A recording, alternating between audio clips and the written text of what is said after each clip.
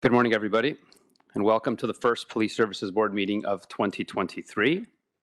We'll begin today's meeting with the land acknowledgement. We acknowledge that the lands which constitute the present-day region of Peel as being part of the treaty and traditional territory of the Mississaugas of the Credit First Nation, the Haudenosaunee, Confederacy of the Huron-Wendat, and Wyandot nations. We recognize these peoples and their ancestors as peoples who inhabited these lands since time immemorial. The region of Peel is home to many global Indigenous peoples. I am Rob Serpe, Executive Director of the Board, and I will facilitate the first agenda item of today's meeting, the election of a Board Chair for calendar year 2023.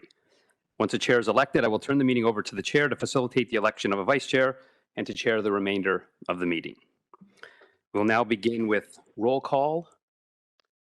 All present, except for Al Boughton.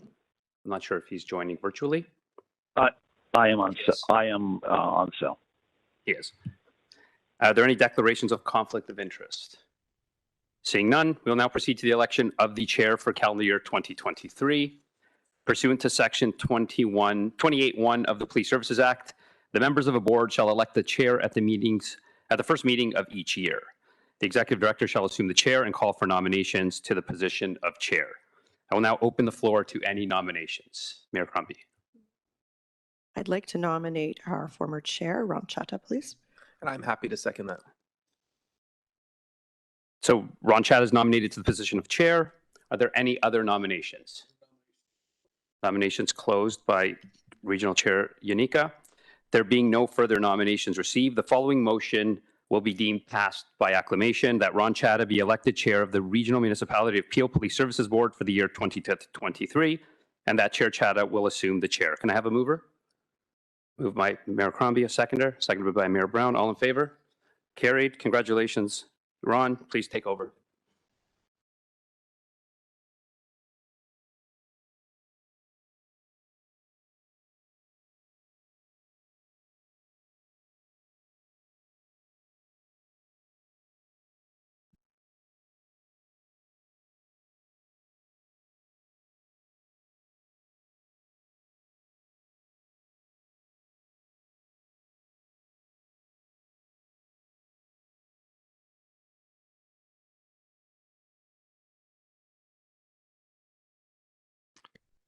Good morning, everyone, and thank you. Special thanks to the board member for electing me again. I'm really honored to serve on this board and serving as chair. We have done some good work in recent years, and again, looking forward to work with my board colleagues and CMG, and of course, the stakeholders and members of the public in this new year. There's a saying that the good is the enemy of great. So we're looking forward to doing some great work in this year.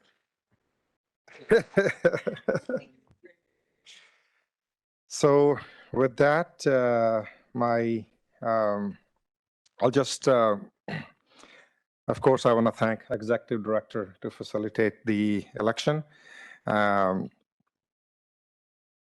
Before I facilitate the election of the vice chair, I just wanted to welcome PRPA President Adrian Woolley here. And I believe Trevor is joined virtually. Thank you, Adrian, for being here today. Now, we will now continue to the Peel Police Services Board meeting of January 27, 2023. The first, we have the election of the vice chair pursuant to section 28(2). The Police Service Act, the members of a board may also elect a vice chair at the first meeting in each year, and the vice chair shall act as the chair if the chair is absent or if the chair's position is vacant. I'll now call for the nomination for the position of vice chair by Regional Chair Unica, seconded by Mayor Crombie. I would move Sumita Kohli, please. Sumita Kohli, and seconded by Mayor Crombie. Do we have any further nominations? Nomination to be closed. So at this point, congratulations, Ms. Kohli, for being acclaimed as Vice Chair of the Police Service Board. May I have a motion again by Regional Chair Yanika, seconded by Mayor Crombie. All in favor? This is carried unanimously.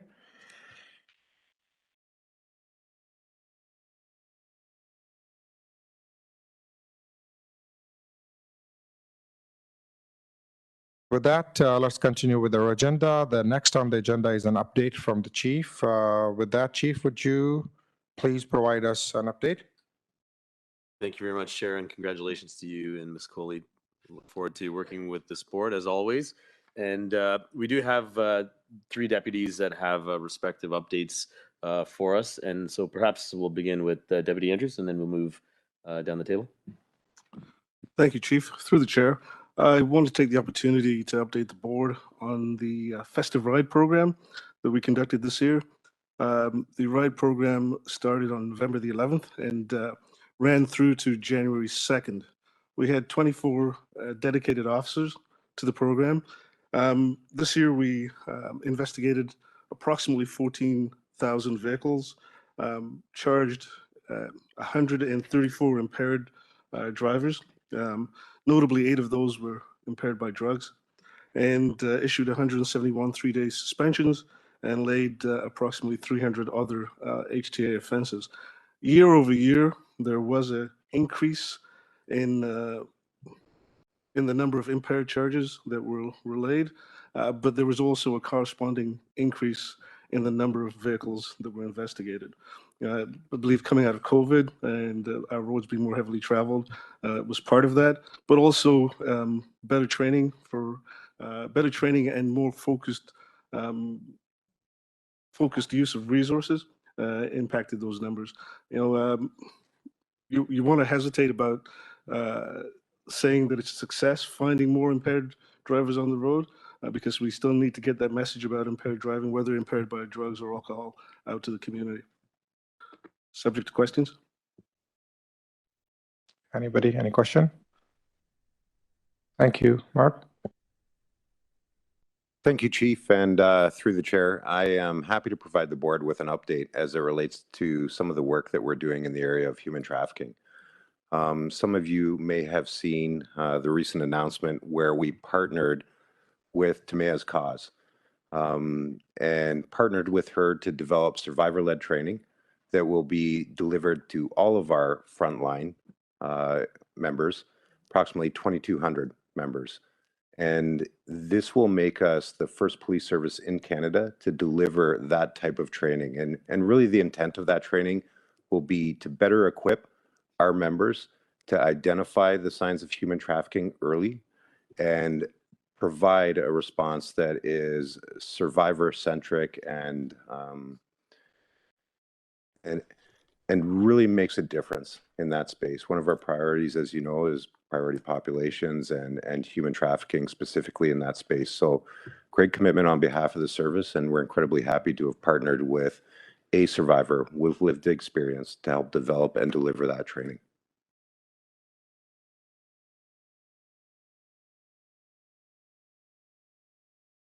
Thank you, Chief. And through the chair, I'm happy to announce that last week, Peel Regional Police, in partnership with the Safe Center of Peel, launched the Safe Center Response Team program. The mobile support workers are employed by Catholic Family Services of Peel Dufferin as they're the lead agency of Safe Center of Peel. The Safe Center Response Team is a team comprised of mobile support workers that are paired with our officers, and they'll be responding to non-criminal verbal intimate partner calls for service, which is being piloted in the 12 division area. They'll be providing upfront appropriate care, community referrals, and help to navigate social services for families that are experiencing verbal altercations in their home. This team will help to bridge the gap that currently exists between an initial in-crisis police response and the provision of case management and service linkage that is typically required and currently provided post-incident by community human services partners. The aim of this program is to reduce the number of repeat calls for service and the potential for escalation of intimate partner violence.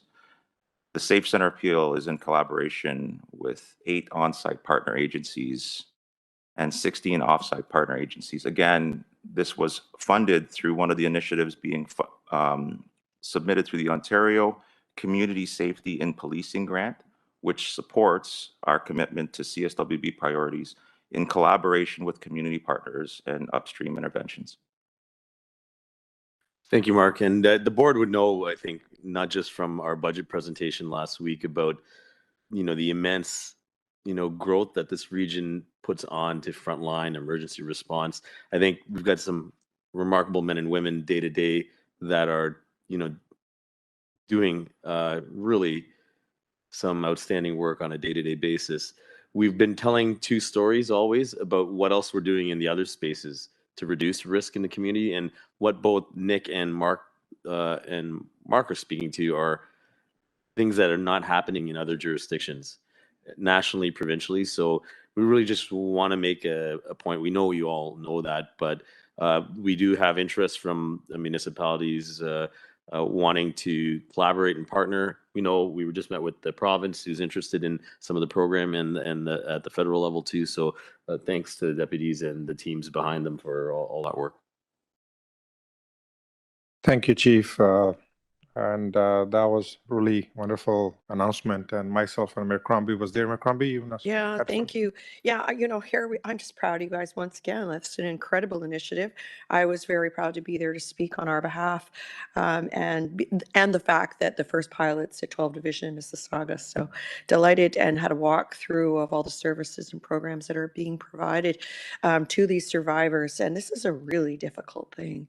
And I'm really delighted that we've got a program in place to make that move, that change a little, facilitate that, make that a little easier. It's very brave for these women to come forward and confront it, but we make it as easy as possible and provide even their children with the right, daycare programs and care programs. So I'm very proud that we're launching this initiative, and that I know other police services will come forward and want to emulate it, and we'll again be leaders and trailblazers, and showing others how we get the job done here at Peel. But it's unfortunate that we need to have a place like this, but I'm delighted that we do.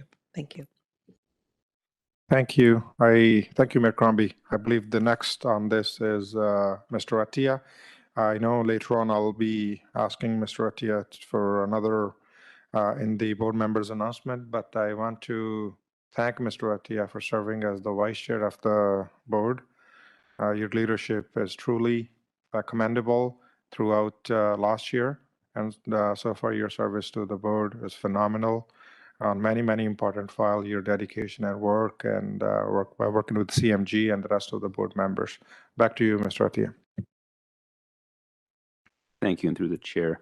I also had the opportunity with Samira to have a tour of the Safe Center of Peel. Some very important work that is happening there. So thank you to Peel Police for the work that you're doing in cooperation with the other organizations there. On a different note, I was wondering if you could give us an update on the recent announcement where a part of our mental health strategy, where we are sending crisis workers on their own to respond to calls where it's appropriate. If we could just get a quick update on how that is going, and if we're seeing improvements to our responses. Thank you. Thank you. And through the chair, yes, you're referring to the ESERT and CSERT program. And for anybody listening or watching, it's a program where we've got crisis workers that are embedded in our communication center, as well as a team of crisis workers that are on the ground responding to calls that are dispatched through our communication center. The aim of this program was specifically to address these matters where police are going to calls that they're not experts in, and they help mitigate these situations before they turn into crisis. I can report that this partnership with the Canadian Mental Health Association and Punjabi Community Health Services is going very well. It is a pilot, and I'm sorry, Roots is also a part of that program. I can say that it's going very well. Right now, they're looking at different calls and expanding what the thresholds are for what the response may be. And the feedback so far has been really good in terms of the partnership and the effectiveness. and we're aiming to really assess afterwards what the outcomes of this pilot is and see if it's something that's could be sustainable in the future. Thank you, Deputy. Thank you, Mr. Watia.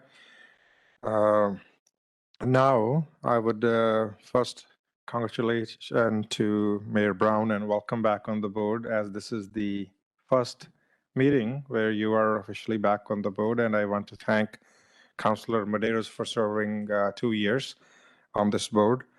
Mayor Brown would like to talk about bail reform. Yeah, to the Chair Chatham, my request is if we could vary the agenda. We have a brief item on bail reform before the deputations.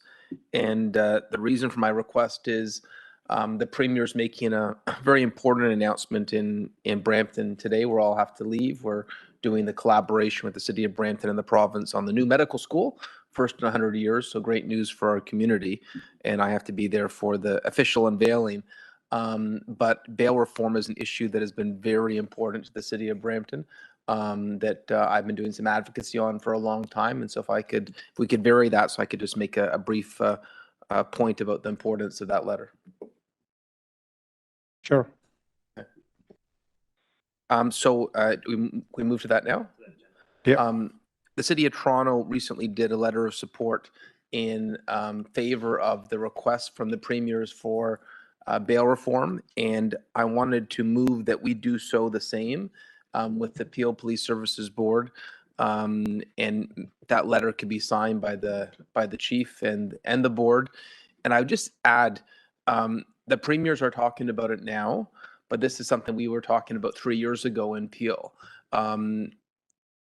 I still remember vividly the Henderson Bellman tragedy, where someone was released for a 5th time and took the life of their former intimate partner. And it was harrowing to read the details of that and to know that the Crown had opposed the release. Something is broken with bail in our country. And there's momentum for change right now. And I certainly believe we should be part of those voices. And given the fact we've got such a history of advocacy, I know press conferences we've had, Chief, where you've been there and your deputies, where we've talked about this in light of those tragedies. I know there's been some firearm-related offenses in our region as well that could have been avoided with stricter bail conditions. And so I think that advocacy component is very important. And I hope that we can do so promptly, given the sudden attention on the cracks in the system. Chief.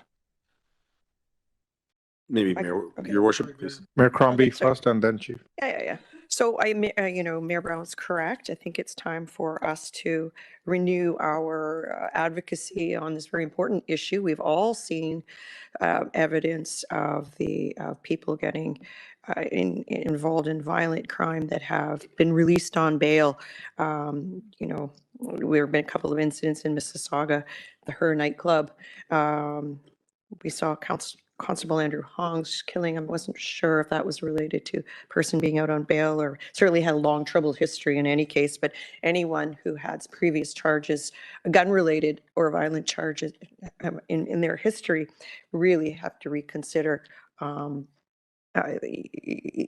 releasing them on bail. So this reverse onus is very appropriate this time. I think we're going into the province is going into committee to hear this issue next week. Very appropriate that we may send a joint deputation between us, the board, and PRP, I think is warranted. And I wanted to share as well that in February last year, our Ontario Big City Mayors Caucus also passed a motion calling for federal and provincial governments to address shortcomings in the bail system, including steps to ensure that offenders were not released in a revolving door justice system. So, Chief, you also have a very important role as the president of the Ontario Chiefs of Police, and I know that you've continued to advocate for legislative reforms around the bail process involving violent repeat offenders. and violent firearm crimes. So I think it's very important, a good timing for us to be on record as supporting what the provinces are asking, the premiers are asking, what the Prime Minister, what the City of Toronto is. And, you know, we've long advocated for this, so let's get it down in writing, send our letter to the committee and send it up to Ottawa as well. Thank you. Chief? Thank you, Mayor Crombie. Thank you, through the chair, and both mayors, thank you so much for your comments. We couldn't agree with you more, and we do, for put a point in this, President Woolley and I have chatted this week. We are concerned for not just the safety of the community, but the safety of our members here.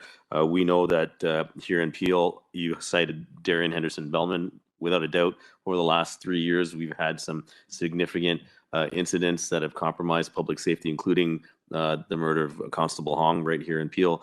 But we know right now at any given point there are hundreds of individuals on release for firearms offenses in our community, and we're conscious that you know, the need for a reasonable bail must take necessary considerations for public safety, and there are a lot of elements to that. But what we want to do is put a specific point for those that are obviously listening today, is we're speaking about bail and the systems of accounts for serious violent firearms offenders, inclusive of intimate partner violence.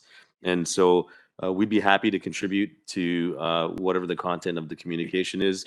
I know through the work of our team, from Nick, Sharon, and Ontario Association of Chiefs of Police as well, is that we do have specific recommendations that for consideration, not just at the federal government level from legislative standpoint, but provincially from a policy standpoint, and then more locally, what can be done to support our partners in the Crown's office so that we can properly look after chronic violent offenders. So with that, Chair, we as a team are prepared to work with you to create that correspondence and look forward to chatting more.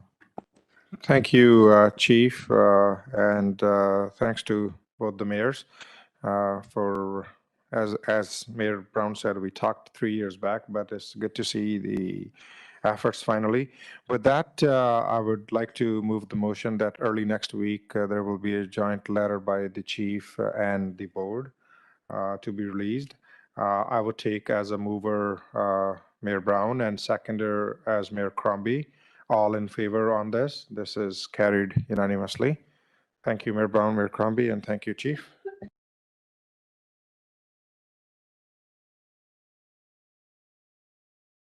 I would like to provide an update on the upcoming Auto Theft Summit that we have been discussing for last few months.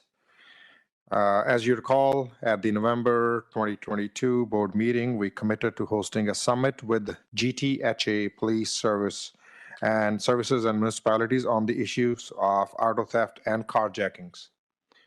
We have secured Friday, March 10th, 2023, this year, as the date for the summit, and it will take place at the Toronto Airport Marriott Hotel.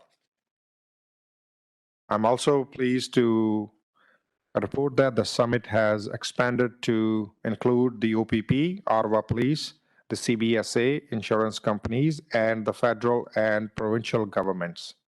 At this time, I would like to turn this over to the Chief or the Deputy Chief Milanovic for any additional remarks. I believe Deputy Chief Milanovic will speak to this. Thank you, Chief. And again, through the chair, the first remark I would like to make is to thank the chair and the board for their advocacy in this place. Prior to the Auto Theft Summit, I'm also pleased to announce that myself and the other deputies of the organizations that you've mentioned will be meeting to discuss some potential collaboration and operational issues and things that we could do to better begin to combat the issue of auto crime. On that topic, which I know is an important one to our community, I'm also very pleased to announce that we have recently had conversations with auto manufacturers. Our approach here is multifaceted. As a police service, we are doing as much as we can in the area of enforcement, but we also recognize there's an element of prevention that is a shared responsibility from our community and from auto manufacturers. So we're very pleased that auto manufacturers are now beginning to invite us into their conversations about how they can also help assist us in addressing the problem. And I do believe Deputy Andrews has an update that he would like to provide as well on auto thefts and some of the work that he's been doing. Caught me off guard there, Nick. Just I don't want to get into specifics because the project itself is still in the final stages of being completed. But Superintendent David Kennedy at 11 Division, his team have run a project focused on organized theft rings operating within the GTA and outside of our jurisdiction, outside of province as well. And we've seized approximately 69 vehicles with a value of $6 million. There are tentacles of the organizations that go abroad, and so we've been working with CBSA, RCMP, and Interpol on those pieces.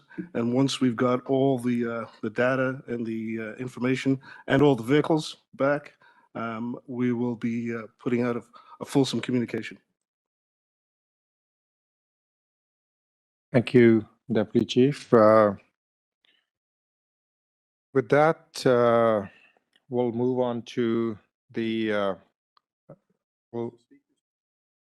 sorry, do we have 54? Sorry, Vice Chair Samita. I had to go through the list. Ms. Coley, go ahead, please. That's okay. I just wanted to first, mention regarding the auto theft.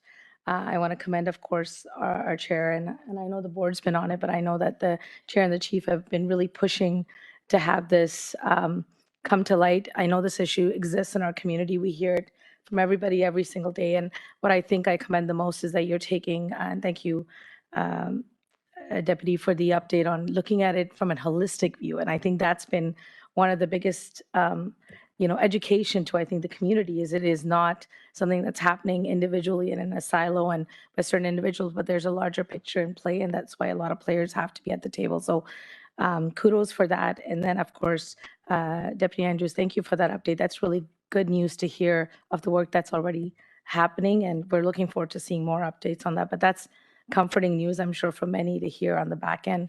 A lot of work that is going on trying to solve this. I know it's not something that's going to happen overnight.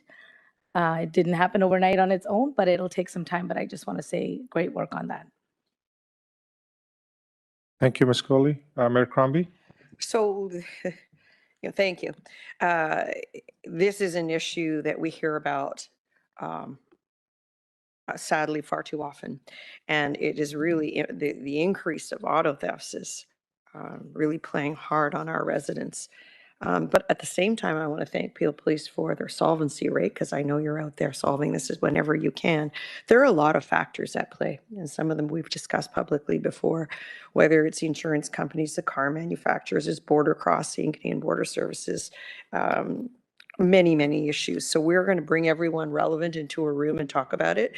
And I'm very proud of that we're actually addressing this head on. And it's so vital. And I think that it's important to invite all the key stakeholders. And we'll again lead on this, because certainly other cities that are facing similar challenges will learn from our examples, and maybe there'll be some, best practices or key learnings that come out of this that others can apply. So I'm very proud of this initiative, and let's be sure we get all the stakeholders in the room that need to be there to help us address this growing issue. Thank you. Very well said, Mayor Crombie. The next we have is board members' questions/announcements. I see Mr. Atia has an announcement. Before I turn the floor over to him, I would like, on the behalf of the board, to congratulate Mr. Atia on being bestowed with a Queen's Platinum Jubilee Award in recognition of his service to the community in the city. As an active member of his Mississauga community and an advocate of human rights, Mr. Atia is deserving of this award. Congratulations, Ahmed, and please proceed. Thank you, Chair. I just wanted to take a moment. As you may have noticed, I'm wearing a green square on my jacket, and some of you may not know what this represents. And so I just wanted to share the background behind this. If you may recall, on January 29th, 2017, Canada was impacted because of a very tragic event in Quebec City, where a man walked into the Islamic Cultural Center of Quebec City and in this place of worship while people were praying and shot 6 people and injured 9 more. And it impacted everybody right across the country, especially the Muslim community. And every year on January 29th, Muslim Canadians mourn what had happened that day.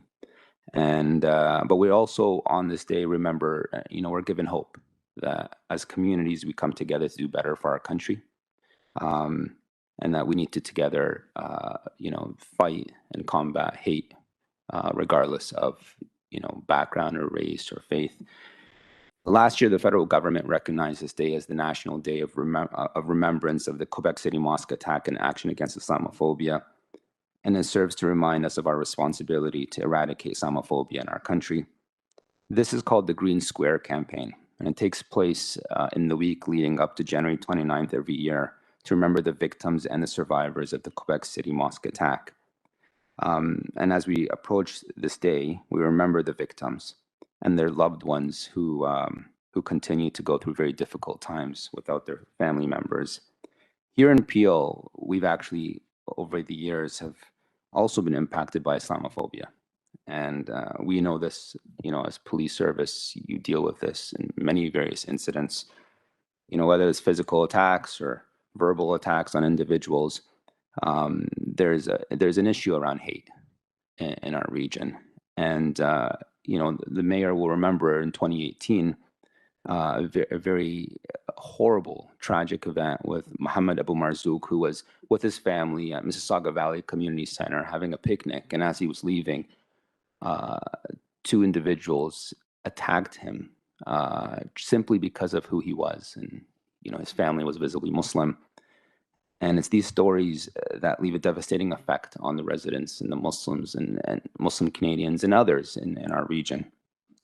I wanted to take this moment to also acknowledge the work that the chief is doing and his team to combat Islamophobia and hate in our region and hold individuals accountable.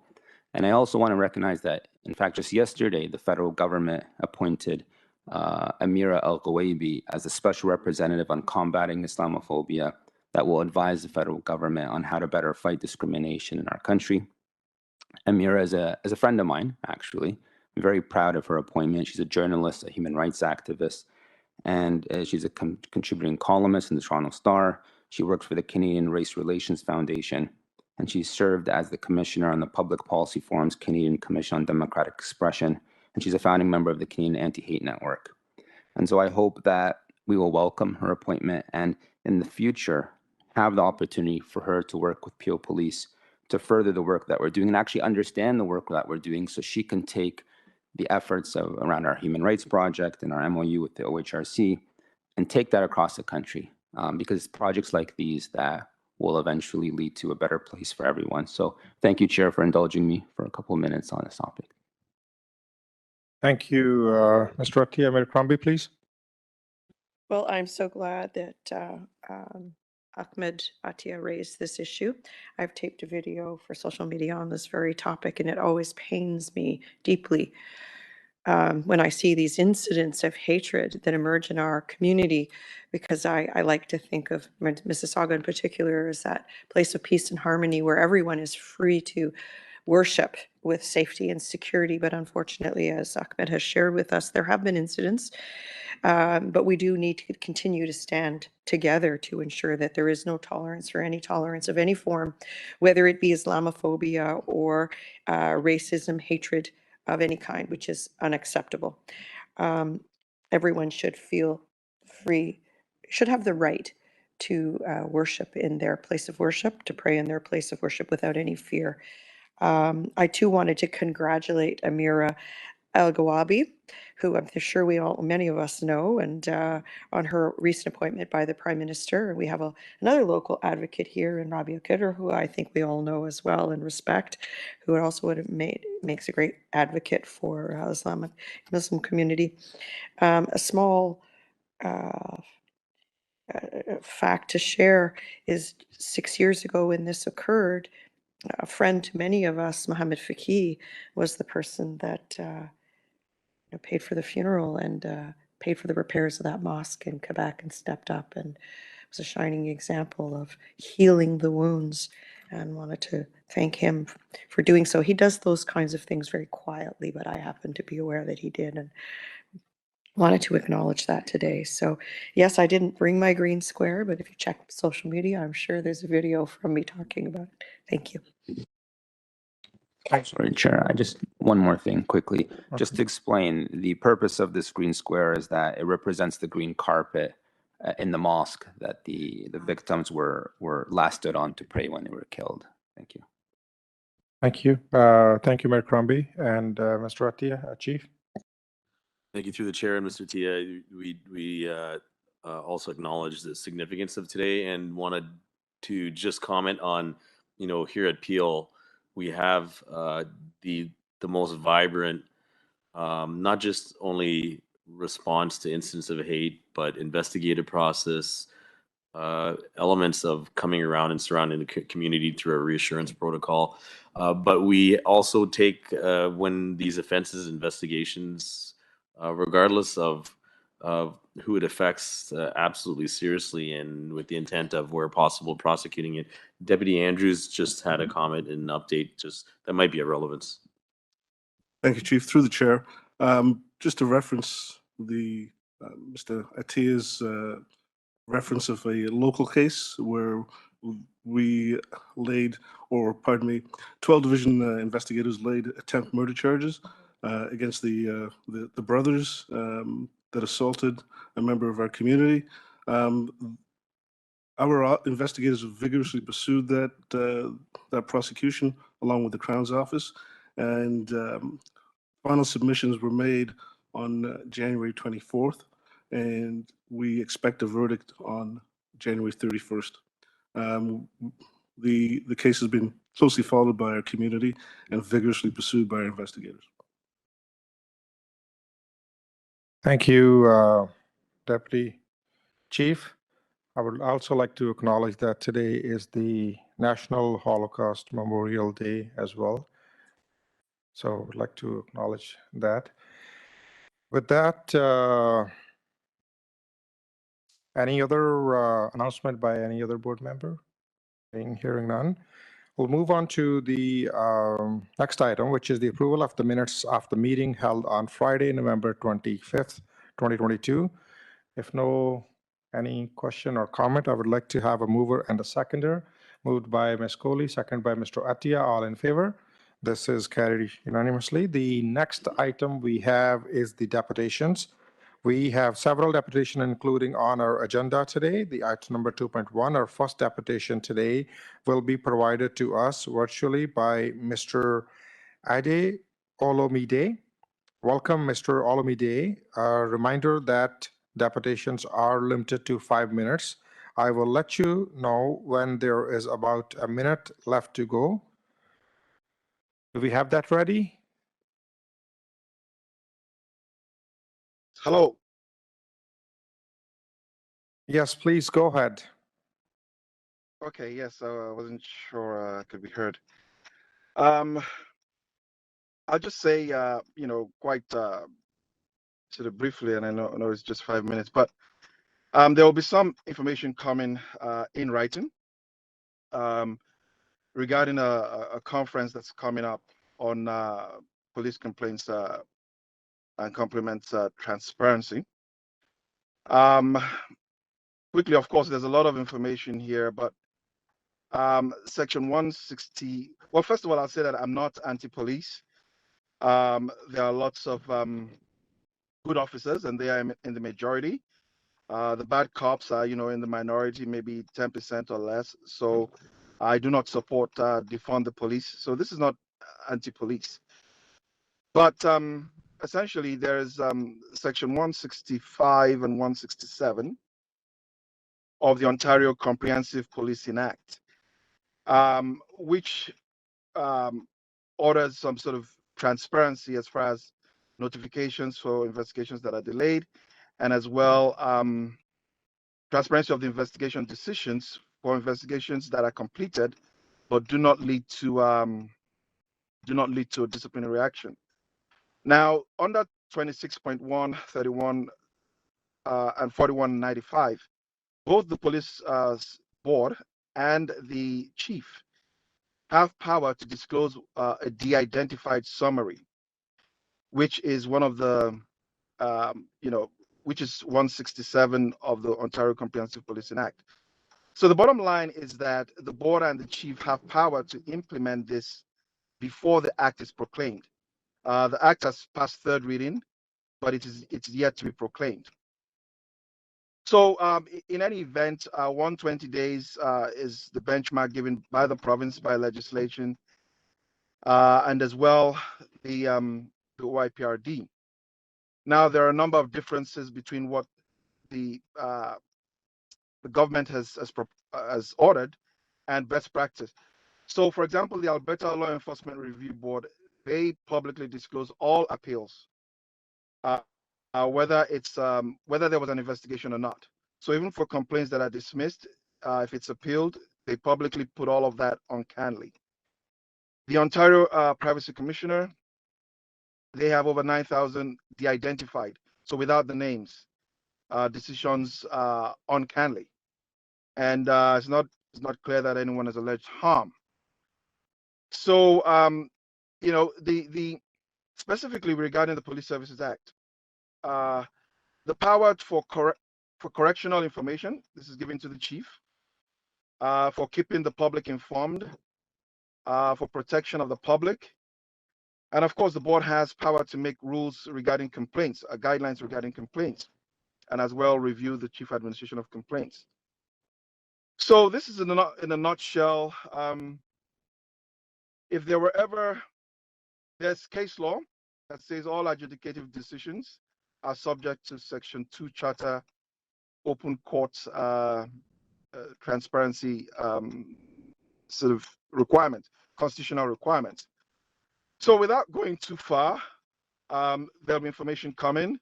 I probably should just pause and see if there's any questions. And to just say that there's when we talk about best practices regarding police complaints and compliments, there's probably about 100 identified by looking at not just Canada, the US, UK, New Zealand, Australia. So this is part of what will be discussed at the conference, but I'm just speaking right now regarding one or two best practices. So I know I've said a lot. Maybe I should just pause and see if there's any questions.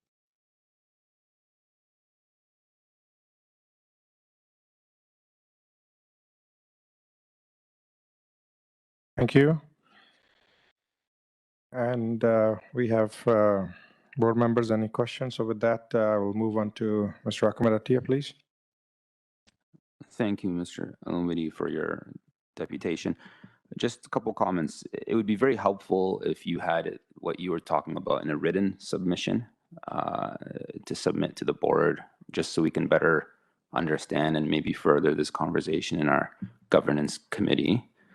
And then I just wanted to say, I think it's important to say that I appreciate your initial comment about where you stand on various issues, but I don't think anyone who comes before the board needs to distinguish himself from whether they're anti-police or defund. And I think everyone is welcome to come here and give a deputation and feel welcome to do it, and does not need to position themselves in one way or other. All deputations are well received by the board. So I appreciate your comments initially. I just think I want everyone to know who comes here that they don't need to distinguish themselves in one category or another. So I just wanted to share that thought. But if you have a written submission, I'd welcome that. Thank you. Thank you. Can you hear me? Yes, we do. Can you hear me? Okay. Yes, I'll just say quickly that it will come in writing probably next week actually. Today's Friday, and it's a I have definitely had conversations where the initial reaction is, "Are you anti-police?" And that it's not. I know that everybody's welcome, but I just wanted to say that just so people are comfortable that I'm not here painting it with a broad brush. And I think it's because there's also police officers at the meeting. It's also important. I just wanted the police officers to also know that we value their service. We also mourn when police officers are lost, and we know that majority are good. And so yes, so thank you. But I agree with your comments, and that's just why I introduced by saying, we value police. Thank you.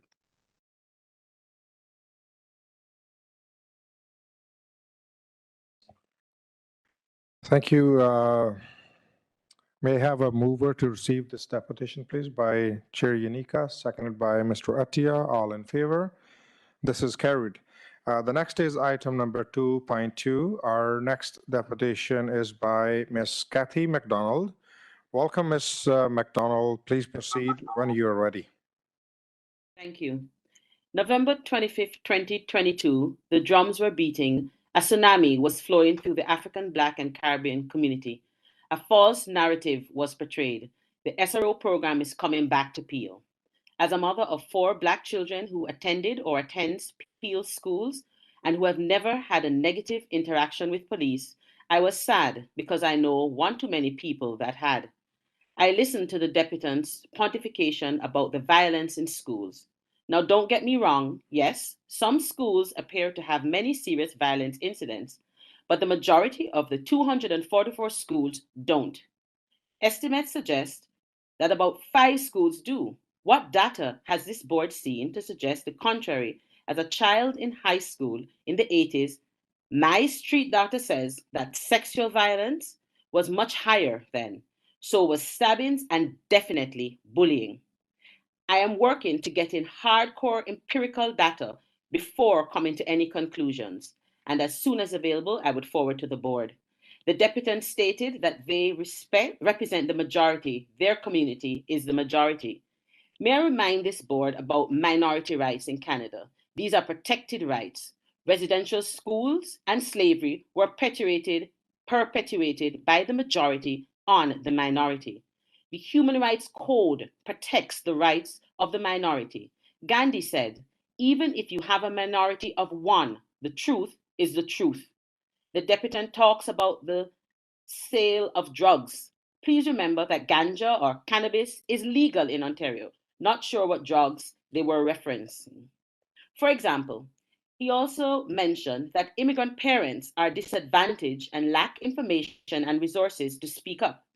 I think this would be a great opportunity for the region to implement programs for such individuals and facilitate their integration and help them navigate the system. The latter, school boards do and can continue to do. The region could also help to address any historical racism or biases which may prevail within communities. The wonderful work of the SRO program was mentioned. I agree. There are many wonderful officers like Officer Jen. However, there are many officers that, according to the Peel Regional Police, a framework for change, a report dated April 2021 about the SRO program, it mentions a long history of abuse by police and schools in Peel have led to mistrust and difficult relationships with the African, Black, and Caribbean community students. Other officers appear to be motivated by training opportunities, improving investigative skills, and a pipeline to promotion. Imagine that, using Black children as a fodder for training or a fodder for your promotion. It was mentioned the importance of police to interact with young people, and I couldn't agree more. Community engagement can happen in many places: the rec centers, parks, in the actual community at events, the Peel Regional Police open houses. I could go on, but I only have 5 minutes. The deputant suggests when police are in schools, the kids will behave. I argue police are not parents of Peel students and should not be used to drive fear into students to comply. As a society, we need to teach our kids right from wrong, the rules of engagement, address the myriad of of mental health concerns and social media concerns. Social media is far more dangerous than Peel schools, in my personal opinion. Ms. Coley, you liked examples. So here are some examples of police interactions, negative interactions with Black, African, and Caribbean kids. Police handcuffing a 6-year-old girl for 30 minutes, laying her hogtied on her stomach. Planted evidence on 2 innocent high school, high-achieving boys, falsely accusing them of armed robbery of $5.50. Dragging and dehumanizing Black students, intimidating students, gossiping and sharing privileged information with adults. Playing X-rated vile music as they drive our babies to be detained in holding cells. August 19, 2022, proclaiming Peel Region remains one of the safest among Canadians' largest municipalities. You can find this on the website. So while not minimizing the violence in some schools, let's not sensationalize it. I'd like to end with this quotation by Ayn Rand. Individual rights are not subjected to a public vote. A majority has no right to vote away the rights of a minority. The political function of rights is precisely to protect minorities from oppression by majorities. And the smallest minority on earth is the individual. Thank you for listening to another point of view. Thank you for your deputations, Ms. McNall. Do any board member have any question or comment in regards to this deputation? Mayor Crombie, please. Thank you, Kathy, for your passion. We certainly felt it over here. You know, the SRO program was paused a couple of years ago, and I think we've all had we've had a feeling that maybe the Peel Regional Board wasn't the right place to come to ask to reinstate the SRO program. This should probably the school boards should go directly to PRP and the chief, and if this is a program they want, that there needs to be a process in place to request having it or not having it. So right now it's paused, but should there be schools that ask for it, they should have the opportunity to do so, and others may not want it. So I think what we need to do is set in place a process where the school boards or the superintendents or those trustees make that request of the chief. I don't see this personally as a board issue. Thank you. Thank you. Thank you. Thank you, Mayor Crombie. Mr. Attia, please. Thank you for your deputation. Do you see, just from your experience and as a parent, aspects of the SRO program that were beneficial that you would think are something that the school board should consider? What are those things like? Any recommendations for things that we could do with the school board? Well, as a parent, I see there were many beneficial aspects to the SRO program, especially when it was implemented properly with the intent of what the program was designed to do. However, we have to make sure we balance intent with impact. It was not being done properly. And the impact to specifically marginalized and racialized kids, especially African, Black, and Caribbean students, were so significant. It was beginning to affect student achievement.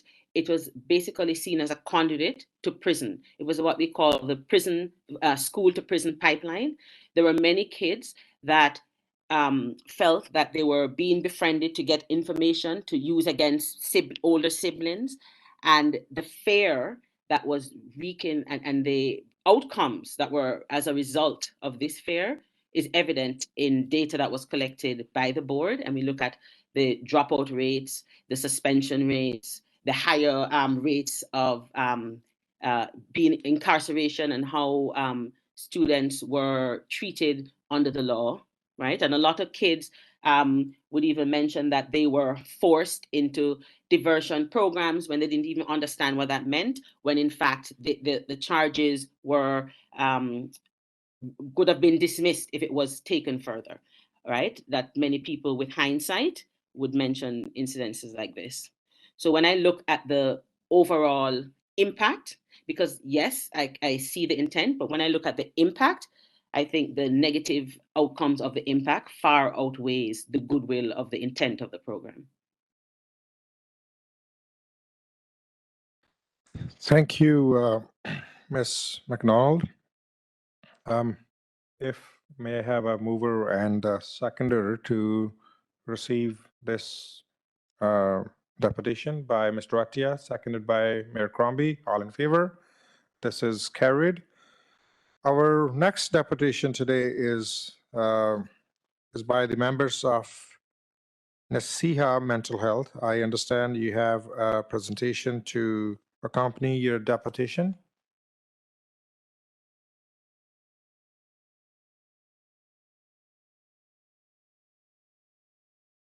Welcome again. A reminder that the deputations are limited to 5 minutes, and I'll let you know when there is about 1 minute to go. You may proceed now.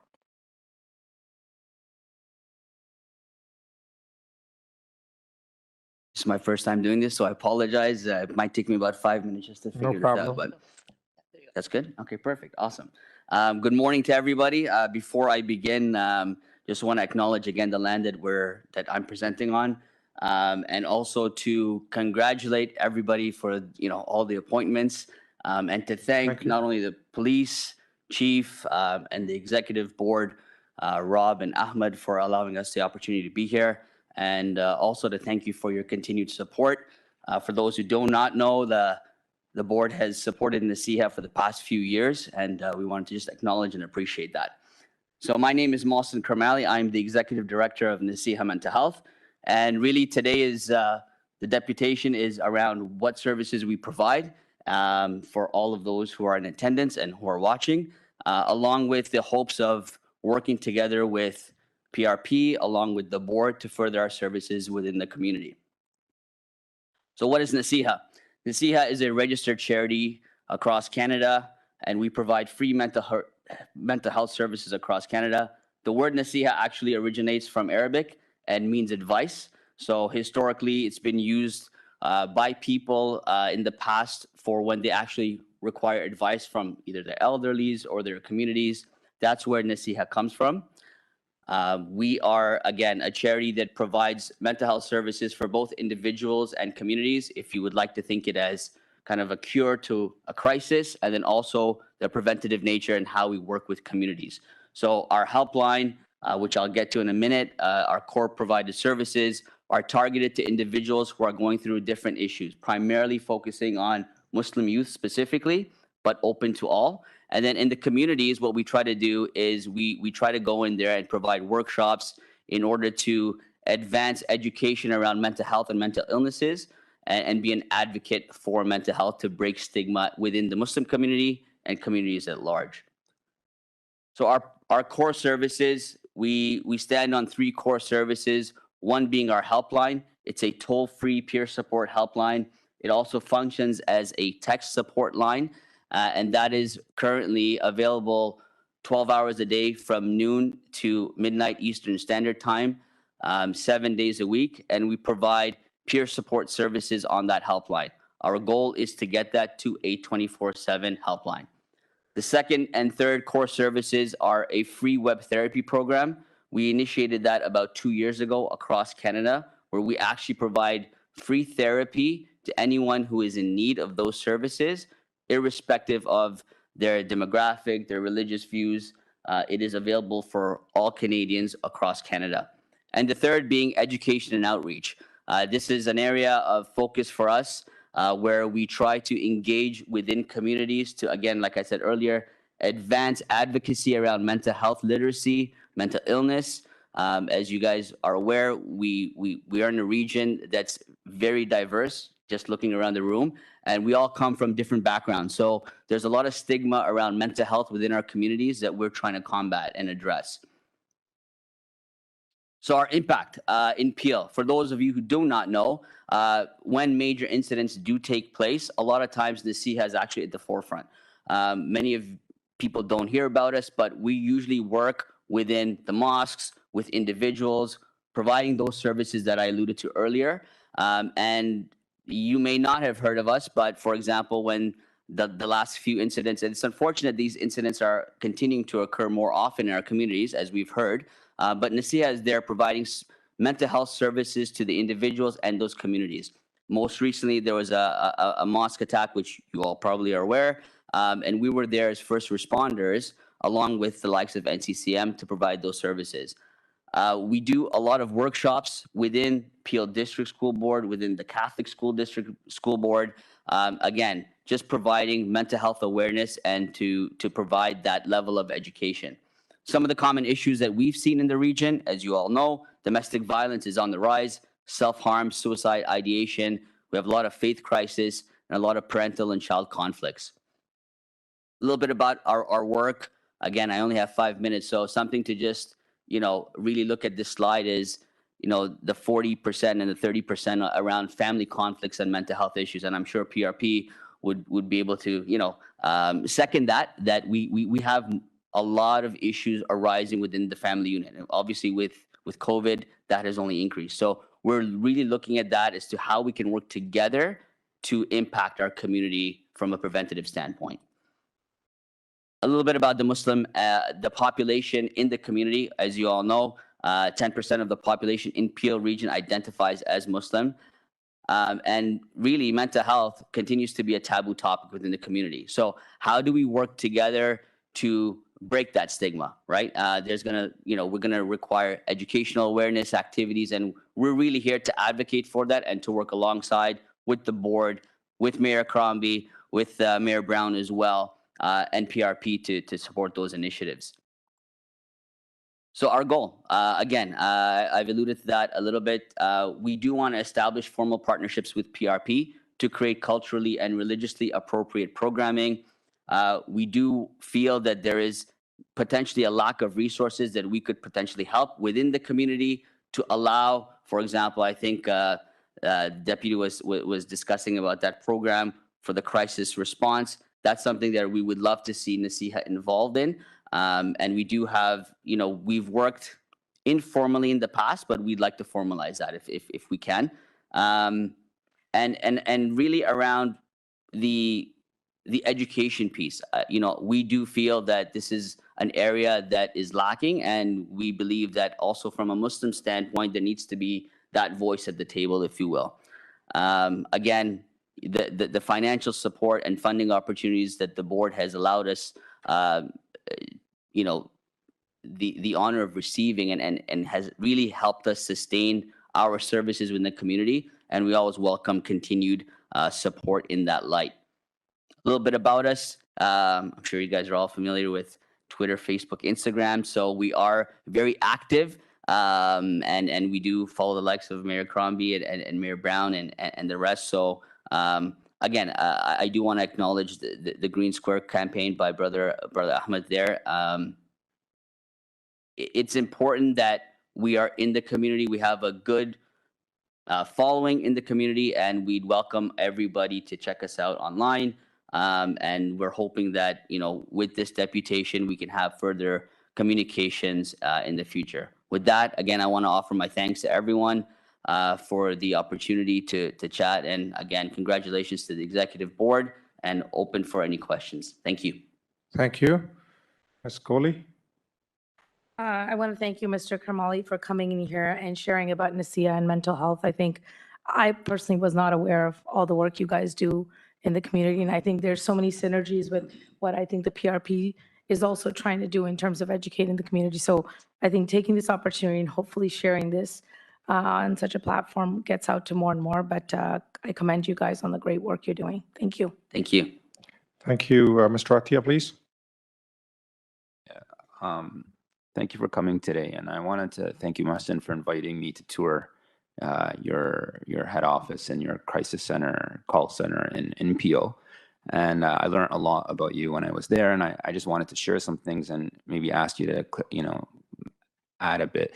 But first of all, NASIHA started in Peel and to service the Muslim community in Peel, but now they get thousands of calls across the country and actually from the United States, And so they've become truly the #1 hotline for the Muslim community. And I don't think it's just Muslims who call them anymore. So they're doing a phenomenal job. The interesting story that Marston shared with me, to the chief and to the team, he was explaining to me how they have incidents where someone who's suffering from a mental health crisis calls them, and they actually determine that this involves the police. They will bridge the call with our call center. They will also stay on the call with the individual up until the police arrive at their home, until they're satisfied that this individual is been properly served. And so they have crisis workers who are on the call for like hours, just ensuring that the whole process has taken place. And so, in fact, their process or their service involves Peel Police in various ways, and that's why I thought it was important to actually create this introduction here and awareness about the work they're doing. So I don't know if you want to speak more to how your work interacts with Peel Police, and but either way, thank you for coming today. No, I appreciate it. If I may, if not, we Were you already? I'm way past my time. Yes, please. Yeah. No, just real quick. Yeah, we do interact with Peel Police as well as other law enforcement agencies across the nation. And just to the point, I would welcome Mayor, Executive Board, and Peel Police, and we'll extend invitations formally to our office for a visit and a further chat. Thank you. Thank you. And from the board and from the PRP, we will be in touch with you. Absolutely. Thank you so much. May I have a mover and seconder? Mayor Crombie, Mr. Atia, all in favor? This is carried unanimously. Our last deputation today is by Mr. Jotwinder Sodhi. Thank you for coming today, Mr. Sodhi. I believe you have a presentation as well.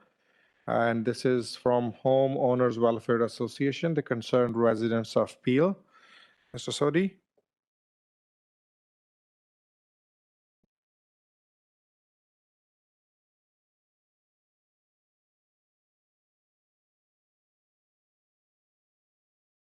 Good morning, everyone. I start with the statement, regardless of our social, political, and religious differences, we still have a red color blood. So we are same. Objectives are to do a better job for our children, for our youth. And I've been doing that for years, I think over 2 decades now. I start from Marvin Heights School. I think Bonnie Crombie, you will remember. We worked together on Marvin Heights Morning Star School, from where my journey as a school council chair member started.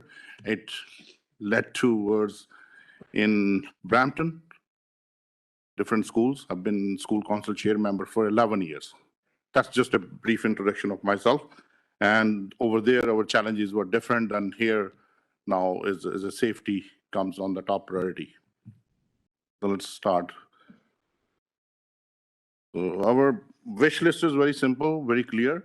Ensure that arrangements are made so that parents feel that their children are safe in the schools. No influence of drugs and violence.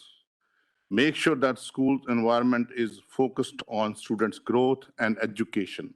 That's what is a clear mandate our parents send the children to the schools. Our system produces youth who contribute to the society in a positive manner. As a parent, I'm a proud parent of 2 children, and both have gone through Peel School Board, and they are doing well. My daughter is in university for last year in life science. My son finished the undergrad in accounts and business. So we want the next generations coming, our children are safe. And public safety should be a priority.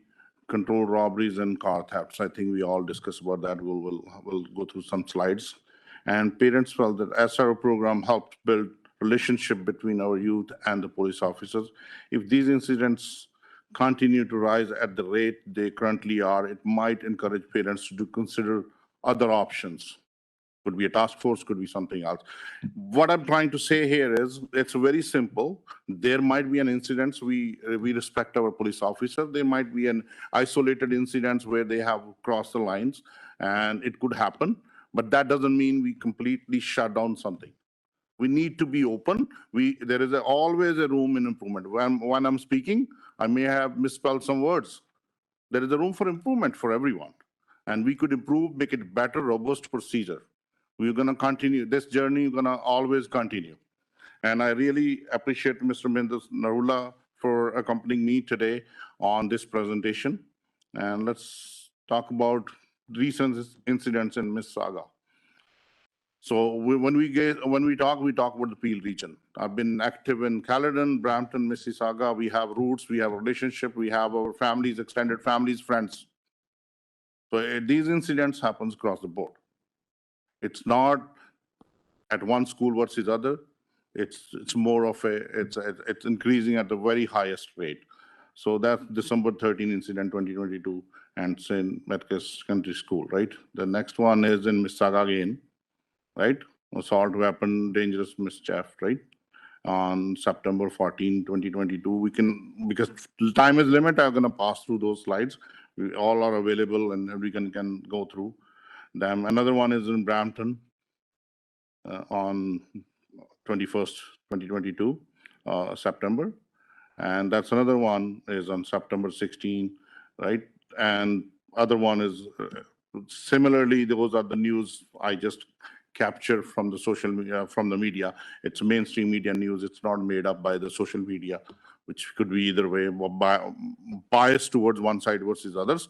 We are looking for a balanced approach. We are not looking forward to have a bad process. We want to have a better process, right? These are the few examples of the news.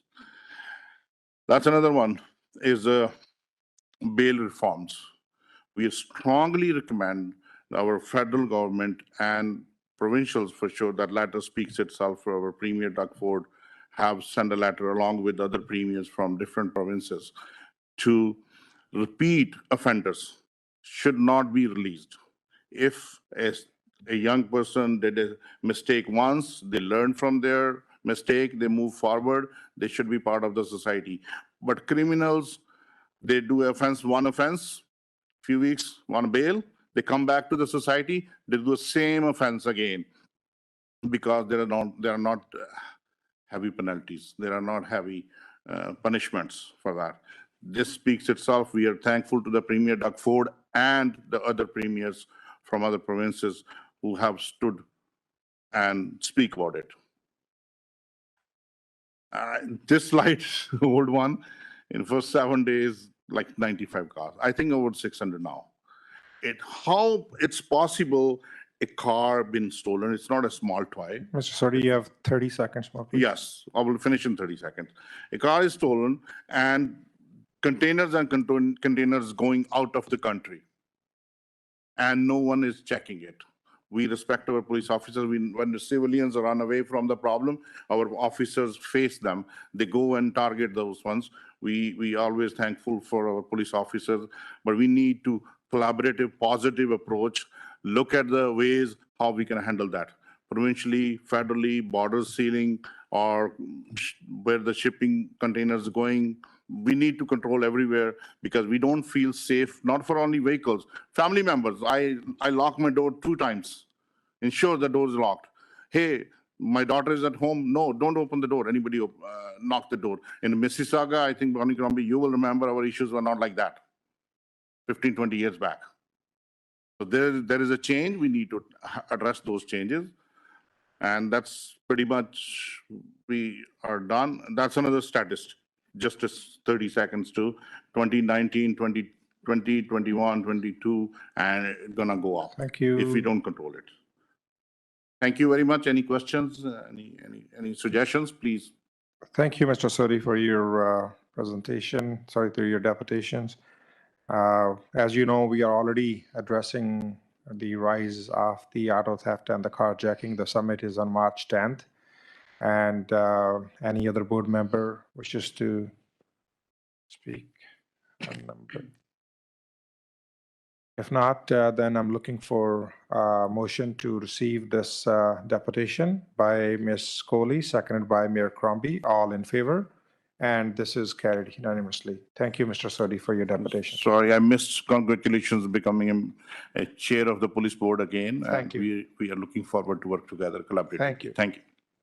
I just quickly want to say something, very quick. Just it had recently happened. My daughter shared that 25 8 students, they were masked because of COVID restriction like safety mask, and they entered the school, they made the crime, stabbing happened in the school, and they just went out. So we have to look that is mask is important, of course, yes, but if 25 8 student entering the school and nobody recognize because they cannot be identified, so we have to be looked at how the person of non-student entering into school. is a Someone safety. will talk to you after maybe, or at the side. Your time is already up, or perhaps bring this to Peel District School Board or the related school board. Thank you for your time. Thank you. With that, I'll move on to item number 4, Annual Body Worn Camera Status Report. Deputy Chief Oduwardi, thank you for your leadership on this file, and thank you for the regular updates throughout 2022. And this is our first annual report. Please proceed with your summary. Okay, thank you. And through the chair, appreciate the recognition. The body worn camera project, just as a very brief update, started back in 2020, and it started just as social and geopolitical events occurred throughout North America, in fact, and it paralleled some of the concerns that were also prevalent within the Peel region. As a result, we did some significant community engagement. In fact, we conducted a town hall with over 17,000 participants to gather feedback and data specifically on the use of and implementation of body-worn camera. As a result, we piloted the project for a very short time to test really technology at that point in our airport division in 2020, with full implementation, which was probably the fastest implementation in Canada in December of 2021, with approximately 1,200 body-worn cameras to every front-facing police officer in the Peel region. This was a transformational project because wearing a camera for the entirety of your shift for 12 hours is a different feeling for police officers and the community. It just doesn't impact police officers. It impacts the community when dealing with a police officer. What we have seen to date are some pretty remarkable results that really are trending towards the objective of achieving a higher level of accountability, transparency, and professionalism to our community members and for our officers as well. So I wanted to thank the board for supporting that. The annual body camera report is the first annual body camera. It summarizes 12 months of body-worn camera deployment. And in it, the Police Services Board's policy directs the Chief of the Police to report on certain elements of the body-worn camera. And those are clearly outlined in the Police Services Board's policy statement and what the Chief is responsible for. Those elements are contained within the body of the report. I'm happy to go through it via each section. If not, I'm happy to pause here and take any questions related to the report. Thank you, Deputy Oduwardi. Is there any questions or comments from the board? Mr. Atia, please. Thank you, Deputy Chief, for this report. I remember when the mayor and I, as part of the governance committee, worked to draft our board policy on this. And so it's good to see our first report and very informative. I have a number of questions, if you can indulge me.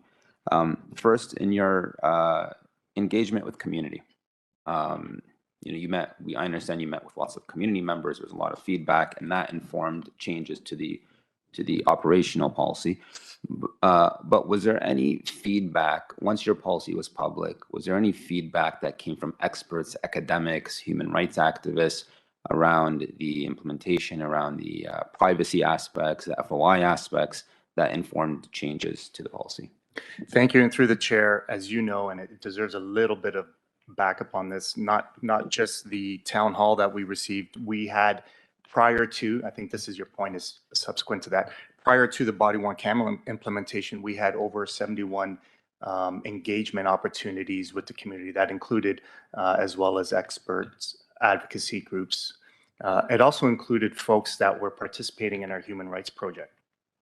Since the implementation, and this is, I think, Mr. Atia, what you're getting at, is we have worked together with academics as part of the larger human rights focus group, as well as our race and identity-based data strategy implementation, to understand how body-worn camera can be utilized actually more thoroughly and efficiently to drive some of our human rights project initiatives and to identify where improvements in PRP service delivery. So on that part, yes, we have also had our body-worn camera policy and open forum to the public listed on our website, and have on occasion received feedback from members of the public through that medium. Now, I will say it hasn't been overwhelming, and the substantive changes that we look to make in 2023 will be somewhat informed by the public on that via the website, but mostly through our community, our personal community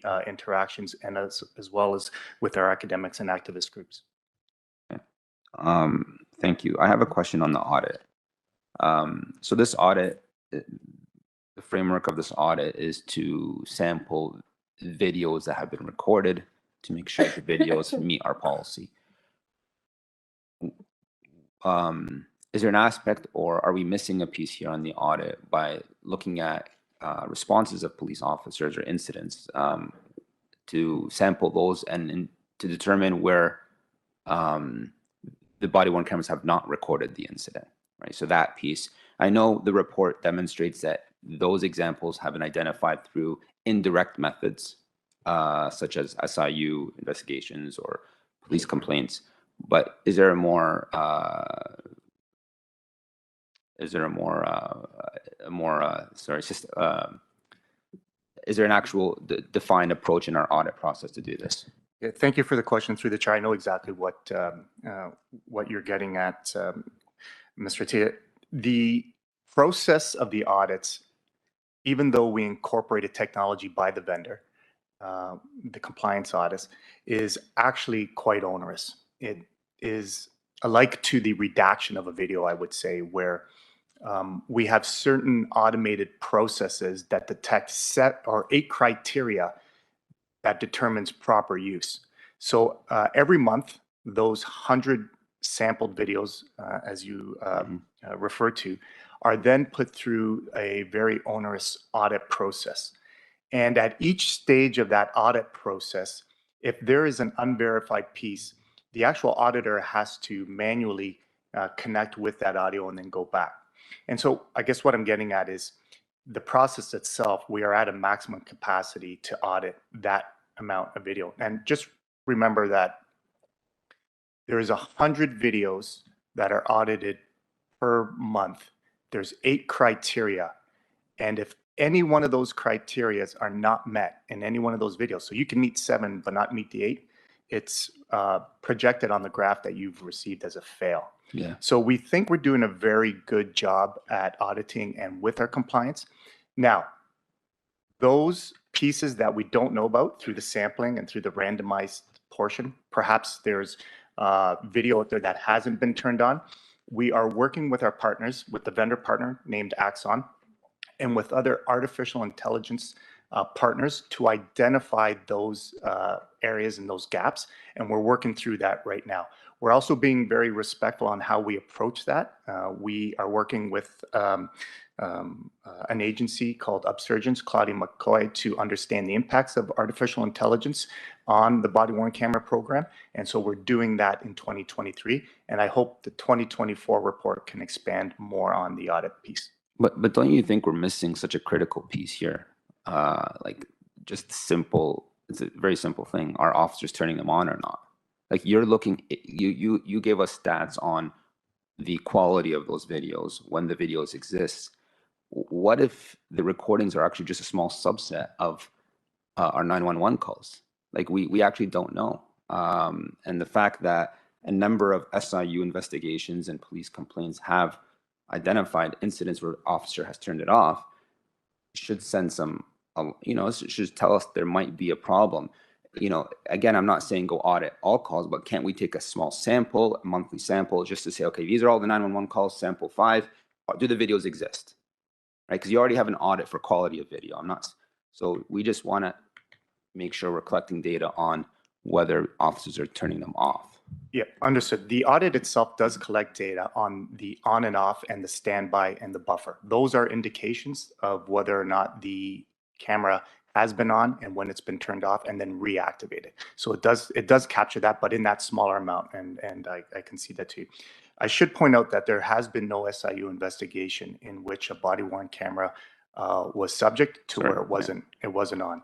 Additionally, PSA investigations, all of the Police Services Act investigations that come to the chief's office are then thoroughly examined for the proper use from beginning to end on body-worn camera, including the on-off. I do believe, sir, we are missing a piece, as you had just indicated, on the entirety of an officer's day and whether or not that camera has been on and off. And this is the work we're trying to utilize AI for. I would suggest it's almost impossible for a manual review of that. And that's up to me. And I take that on my shoulders and my team's shoulders to understand where we can enhance technology respectfully to identify those areas of improvement. And I will do so. Okay, Chair, through you, just a couple more questions. The incidents where there was discipline, can you give us an idea of the discipline that was given for not following policy on this? Yes, thank you. And through the chair, the discipline, there was 4 instances where a PSA, a Police Services Act investigation were conducted where misuse of the camera was involved. Not necessarily the actual reason for the Police Services Act investigation, but was identified as misuse. One of those Police Services Act investigations is still underway, so can't comment on that. In the 3 others, the range of discipline, the discipline range from 8 hours forfeiture of pay to 8 days forfeiture of pay. And in one of those instances, the officer has resigned. Okay, thank you. And on the use of force, you've indicated that that there will be a change, PRPA directive for supervisors to look at the videos as well, right? Any use of force incident, supervisor must look at a video. When is that going to take effect? So that will take effect in January. As a matter of fact, it has a soft launch as of January. It will coincide with a new use of force report. And so we will be able to report on next year, and we will recommend to the board once I get a bit more information from the ministry's use of force report and how that will sort of roll out along with our race and identity-based project as they run in parallel to tell you exactly how body cam was used during those use of force reports. So in fact, the supervisor portion is happening now. It will continue to happen through 2020. Thank you. And my last question, I promise. FOI, what is the average time it takes us for those that are approved, or what is the average time it takes us to respond to an FOI? Thank you for that question. And I've made note and will be able to provide some more enhanced data for you on the average time. I know that the legislation itself, FIPA legislation itself, requires the police department to respond to an FOI request within 30 days. I confirmed today with Council Sharon Wilmot that our compliance with that is 100%. But I'll just turn it over to Sharon just for a minute to elaborate. So just on the actual statistics of our response rate, as the deputy was saying, we do have a 30-day response time to get an initial letter to say what our position is on the response. Typically, we get all records out within 21 to 28 days. I think initially with the rollout of the body worn camera program, there has been a few, it's just been a learning process because there's significant redactions that have to be made. Under MFIPA, only the identity of the requester can be released. So the entire video needs to be reviewed and redacted for any identifying information of any other person. So it's a little bit more time consuming, but they've gotten into a process where it's sped up. So I think the first requests were a little bit longer, but now they're getting quicker and they're averaging under 30 days, unless it's a complex file generally. So just to follow up, Sharon, are we actually taking videos and blurring out people's faces or cutting out segments of it? Yes, they're obligated to under the Act. They have very specific requirements. And when a request comes in through FOI, they have to remove any information about a third party, any personal information, which includes photo or video of their face. Okay, thank you. And just one very last comment on that, and I thank Deputy Andrews for reminding me of it, of course, that every use of force incident and report that is submitted by an officer in an interaction prior to supervisors reviewing it has always been reviewed by Staff Superintendent Dirk Niles' team at the Training Bureau to ensure that the body-worn camera was used in compliance with the policy. So I just wanted to add that. Thank you. Thank you, Deputy, and thank you for all the questions. There any more questions? If not, okay, sorry. Ms. Coley, go ahead, please. Thank you. And thank you, Deputy, for that update. I had a couple of quick questions. One was, and I know during our recent visit to the 911 call center, we actually had a chance to see a little bit more of the interaction and what goes into it, which was very helpful. Can you just remind me again the percentage of implementation of the body worn? Because I remember it was a very high number that is now across the organization that are using it. So 100% of our frontline facing officers who are out on patrol by cruiser, by foot, by bicycle, have the body worn cameras. Phase 2 this year is implementing rolling out body worn cameras to the specialty units. And we have already started that process. Perfect. Thank you. I remember it was a good number. So that's a great number. And then the other question I had is, I know it's a very detailed report, but I think what would be very beneficial is if you could share a couple of highlights from the report. I think opportunities of both learning, but some things that you saw that were interesting for us to know, just some facts that came out of it. Thank you. I will do that, certainly. Thanks. Did you mean right now? Yes. Oh, okay. Thank you. Okay. I believe in the report, it talks about trends, and because the sample size of some of the learnings are small, we know that officers are still getting used to wearing it. Again, we started the implementation in early 2021, but the last officer who received it would have been late 2021. It's a learning process, right from eating your lunch to visiting the restroom. These are reasons why perhaps a camera is not reactivated when out into the cruiser. And I think Mr. Attia says it quite properly. We should be identifying more of those, and we'll get on that. And on the positive side, we've had some pretty egregious complaints against police that have been reviewed and dealt with at the earliest onset in terms of vexatious complaints. And that is positive because it tells our officers that there is also opportunity for the community to understand what happens on day-to-day life. I will also say that last year, the Axon body camera was utilized to recognize one of our officers, Judith Solomon, who actually traveled to Arizona to receive an international award for her bravery in the arrest in an attempt murder. And so that was our only public release to the public, and it was upon request of the vendor to actually get some support for her in this prestigious award. And it, again, highlighted the professionalism of the officer. So these are some of the highlights of 2022. Thank you. Thank you.